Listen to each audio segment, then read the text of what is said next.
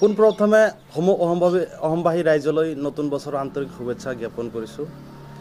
আমি অতি দুখেৰে আপোনালোকক জনাব বিচাৰিছোঁ যে আমি দৈপাম কবিৰত্ন জীৱনজ্যোতি ক্লাব এণ্ড লাইব্ৰেৰীৰ সৌজন্যত দৈপাম হাইস্কুল খেলপথাৰত তিনিদিনীয়া কাৰ্যসূচীৰে অসমৰ ভ্ৰাম্যমাণ জগতৰ আগশাৰীৰ নাট্য দল অভিনন্দন থিয়েটাৰৰ লগত আমি চুক্তিবদ্ধ হৈছিলোঁ। আমি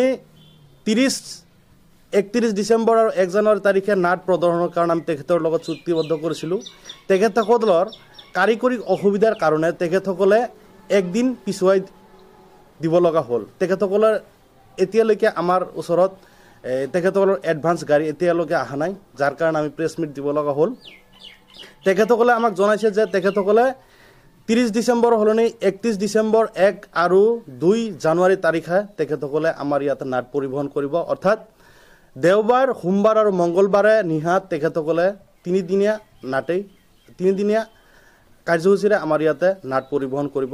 গতিকে আমি ইতিমধ্যে সমূহ ৰাইজৰ ওচৰত মাৰ্জনা বিচাৰিছোঁ এইটোৱে যে আমি সমূহ ৰাইজক জনাইছোঁ যে 30 ডিচেম্বৰ আৰু 31 ডিচেম্বৰ আৰু 1 জানুৱাৰী তাৰিখে আমাৰ ইয়াতে নাট পৰিবহণ কৰিম বুলি ইতিমধ্যে আমি টিকট সকলো মুকলি কৰি দিছিলোঁ। গতিকে আমি মাৰ্জনা বিচাৰিছোঁ যে সেই তাৰিখত আমি নাট পৰিবহণ কৰিব নোৱাৰিম। আমি থিয়েটাৰ কৰ্তৃপক্ষৰ লগত আলোচনা কৰি 31 ডিচেম্বৰ, 1 জানুৱাৰী আৰু 2 জানুৱাৰী তাৰিখে আমাৰ ইয়াতে নাট পৰিবহণ হ'ব। গতিকে সমূহ ৰাইজৰ ওচৰত আমি আহ্বান জনাইছোঁ যে আপোনালোকে যিসকলে টিকট গ্ৰহণ কৰিছে তেখেতসকলে 31 ডিচেম্বৰ, 1 জানুৱাৰী আৰু 2 জানুৱাৰী তাৰিখে আমাৰ দৈপাম হাইস্কুল খেলপথাৰত অভিনন্দন থিয়েটাৰ উপস্থিত থাকিব, নাট পৰিবহণ কৰিব।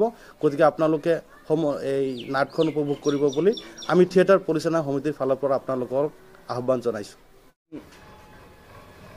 যোৱা প্ৰায় 5-6 মাহমান আগতে অসমৰ আগশাৰী নাট্য দল অভিনন্দন থিয়েটাৰৰ লগত আমি চুক্তিবদ্ধ হৈছিলোঁ আৰু সেই মৰ্মে আমাৰ ডেট আছিলে 30 ডিচেম্বৰ, 31 ডিচেম্বৰ আৰু 1 জানুৱাৰী তাৰিখে। কিন্তু যোৱাকালি হঠাৎ তেওঁলোকৰ পৰা কল আহিল, তেওঁলোকৰ কিবা কাৰিকৰী অসুবিধাৰ বাবে এটা দিনৰ কাৰণে পেণ্ডেলটো গেপ হৈ গ'ল, যাৰ ফলত আমি 30 তাৰিখে হ'ব লগা নাটখন আমি এদিন পিছুৱাব লগা হ'ল। 31 ডিচেম্বৰ, 1 জানুৱাৰী আৰু 2 জানুৱাৰীত আমি তিনিওদিনীয়া হ'ব নাটক। তিনিদিনীয়া কৰা 31 ডিচেম্বৰ, 1 জানুৱাৰী আৰু 2 জানুৱাৰী তাৰিখে আমি তিনিওখন নাটক আমি আকৌ দৈপাম হাইস্কুল খেলপথাৰতে আকৌ তিনিখন নাটক আমি অনুষ্ঠিত কৰিম।